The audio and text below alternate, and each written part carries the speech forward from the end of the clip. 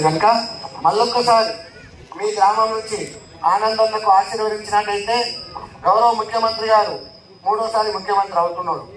ముఖ్యమంత్రి అయిన తర్వాత ప్రతి పేదింటి మహిళలు తెల్ల రేషన్ కార్డు ఉన్నటువంటి ప్రతి ఒక్కరు కూడా ఈరోజు ప్రతి ఒక్కరికి భూమి లేనటువంటి వ్యక్తులకు ఇంతకుముందు రైతు బీమా వచ్చేది కాదు.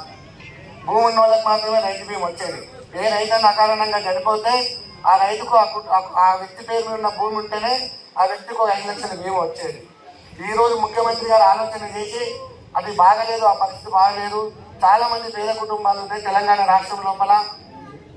ప్రతి పేద కుటుంబానికి ప్రతి భూమి లేనటువంటి నిరుపేద రైతు కూడా భూమి లేనటువంటి ప్రతి వ్యక్తి కూడా 5 లక్షల బీమా కల్పించాలనే ఉద్దేశంతో తెల్ల రేషన్ కార్డు ఉన్న ప్రతి ఒక్కరికి కూడా ఆ కుటుంబంలో ఎంతమంది ఉంటే అంతమందికి వర్తించే విధంగా 5 లక్షల బీమా కూడా తీసుకురావడం జరిగింది ఈ రోజు ముఖ్యమంత్రి గారు. మనకెవరు మన కళ్ళ ముందు ఉంటారు, రేపు పొద్దుగాల ఎమ్మెల్యే అందుబాటులో ఎవరు ఉంటారు అని ఆలోచన చేసి మెతుకు ఆనందన్న గారిని ఆశీర్వదించాలి.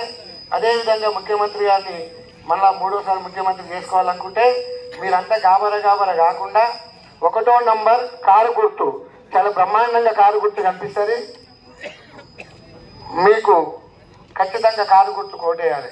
ఈరోజు ప్రభుత్వం ద్వారా వస్తున్నటువంటి సంక్షేమ కార్యక్రమం ఏదైనా కావచ్చు, కళ్యాణ లక్ష్మి కావచ్చు, రైతు బంధు కావచ్చు, రైతు బీమా కావచ్చు, అదేవిధంగా ప్రతి సంక్షేమ కార్యక్రమం ఎన్నో కార్యక్రమాలు, కేసీఆర్ కిట్ కావచ్చు. అక్కడ పార్టీలు చూడట్లే, పార్టీలకు అతీతంగా ప్రతి ఒక్కరు కూడా ఈరోజు ముఖ్యమంత్రి గారు వాళ్ళకి సహాయం చేయడం జరిగింది. మీరు కూడా ఆలోచన చేయాలి.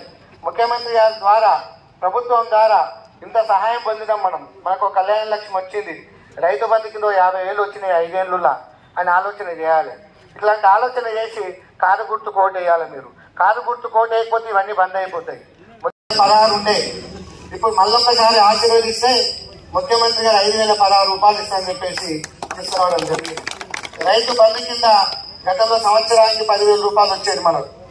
ఈసారి గెలిస్తే 16,000 రూపాయలు ఇస్తారని చెప్పేసి ముఖ్యమంత్రి గారు మనకు మాట ఇస్తున్నారు. ఈరోజు అగ్రవర్ణ పేద కుటుంబాలకందరికి వాళ్ళ పిల్లలకందరికీ కూడా గురుకుల పాఠశాల లోపల చదువుకోవడానికి అవకాశాలు లేవని చెప్పేసి అగ్రవర్ణ కుటుంబాలకు కూడా వాళ్ళ పిల్లల కోసం గురుకుల పాఠశాలను పెంచి వాళ్ళ లోపల ఉన్నతమైనటువంటి నాణ్యత గల విద్య అందించాలని చెప్పేసి ముఖ్యమంత్రి గారు ఈరోజు ఆ సంకల్పంతో మనం ముందుకు రావడం జరిగింది.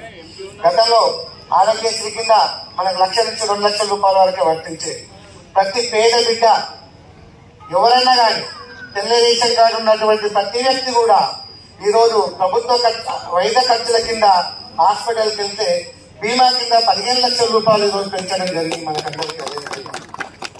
ఇంకొక ముఖ్య ఉద్దేశం, గౌరవ ముఖ్యమంత్రి గారు